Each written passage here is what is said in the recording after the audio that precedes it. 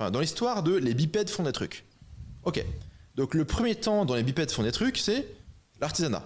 Donc l'artisanat, c'est soit toi, ta tante, elle te fait une veste en peau de mouton, et je dirais entre tes 18 ans et ta mort, donc 40 ans, c'est pas très long finalement, tu portes cette même putain de peau ou de vêtements à la con sur toi. Ouais. Ok. Et après, tu vas avoir l'artisanat de luxe pour la noblesse. Donc, ok, on va faire des meubles, machin, des lustres, des diamants, etc. C'est hors de prix. Donc, en gros, tu as de l'autoproduction, autoconsommation pour la plèbe, de l'artisanat de luxe pour les très riches. Époque 1. Après, tu rentres dans l'époque industrielle. Textile, coton, bagnole, Ford, etc. On produit un bien moyen pour un client moyen, d'une qualité moyenne, avec un service moyen. Alors, c'est pas terrible, mais avant, tu n'avais pas de bagnole, donc tu es quand même content. Après, tu as l'ère digitale qui démarre, où les boîtes qui font correctement leur boulot vont te faire, a priori, plus un service qu'un bien, d'une qualité exceptionnelle, surparamétrée pour toi, et c'est limite de l'artisanat algorithmique, quoi. Ouais. C'est, tu vas sur Amazon, tout le monde voit une page différente sur Amazon, tu vois. Ouais. Et finalement, tu vois, c'est un peu les grands temps des bipèdes font des trucs, quoi. Et c'est vrai qu'à l'heure du digital, où finalement tout est tellement paramétré pour toi, quand tu vas dehors, où tu vas faire la queue, enfin tu le fais pas, mais pour aller dans une administration à la con, pour avoir une grosse vache sous Prozac qui fait « Vous n'avez pas le formulaire E104, il faut aller au bureau machin ». Tu vas au bureau machin, l'autre conne, elle est pas là parce qu'il est 14h, elle a déjà pris son week-end. Tu dis « Mais maintenant jeudi, ah oui, c'est un long week-end pour elle ». Tu fais « Ah d'accord, ok. Elle est payée combien ? Trop. » Tu vois, et là tu dis « Mais c'est pas possible ». Ouais, et en fait, c'est parce que tu viens du digital et que dans le digital, ça fonctionne à peu près correctement. Même si on se plaint tout le temps, putain, mine de rien, Stripe, ça fonctionne à peu près correctement. C'est un peu des hypocrites et des enflures, mais ça fonctionne à peu près correctement. Tu débarques dans l'administration territoriale, tu dis, mais c'est pas possible. Ils ont 80 de QI, ils sont à 2 à l'heure, ils sont flingués.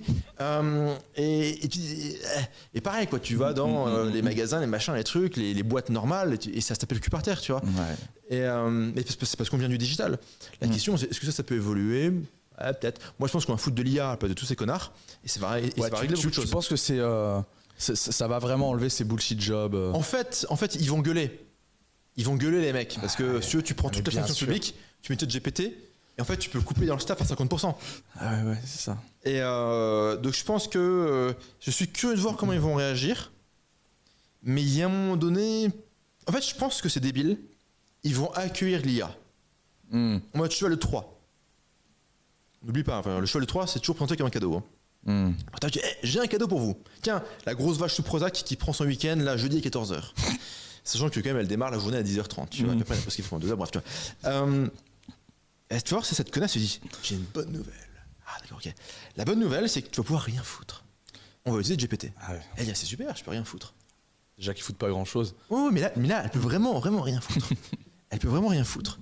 Et du coup, comme ça, tu fous GPT dans toutes les administrations, les mairies, les machins. Ouais. Tu sais, tu commences par un truc pas trop compliqué, tu prends les mairies. C'est-à-dire que tu prends un DGSE, ça va être chaud, tu vois. Mais tu commences par la mairie. Quoi que la DGSE, si tu veux, bon... bref, autre sujet. Et tu commences par les mairies, tu sais, les trucs un peu innocents comme ça. Et tu dis, putain, en fait, tu prends toute la knowledge base de la mairie, tu la files à ChatGPT, et en fait, tu vois, au lieu qu'on t'envoie, tu prends le formulaire E104, tu vas au bureau machin, ah mais non, il faut le formulaire truc muche, et après, tu peux remplir et tamponner le E104. Tu vois, tu dis à ChatGPT, ok, voici ma situation, tu poses 2-3 questions, boum, ça fait ton plan. Alors d'abord, tu vas de là, puis là, puis là, puis là. Pour chaque étape, tu as le prérequis. Ouais. Tu sais, c'est pas je remplis le formulaire et je découvre qu'il y avait un prérequis, tu vois. Faut donner le prompt. Ouais. Après, ça prend les heures d'ouverture des bureaux, ok, et tu as ton planning. Ouais. Tu fais, ok, ça t'imprime, tu signes là, boum, tu vas là, après tu l'amènes là, boum, boum, boum, boum, tout est fait. Tu es pris par la main.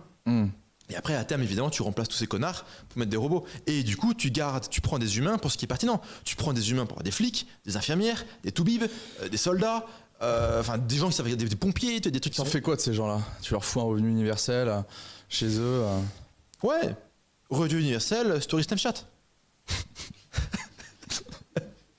Non mais, tu veux faire quoi avec ces mecs-là ? C'est pas que je suis cynique, hein. Je veux dire, c'est pas moi qui ai inventé ChatGPT. Tu vois, c'est pas de ma faute, hein. Faut pas me jeter la pierre à moi, mais dans le fond, c'est des gens qui foutent qui ont rien envie de foutre, qui ont pas envie de se bouger le cul. Élimination.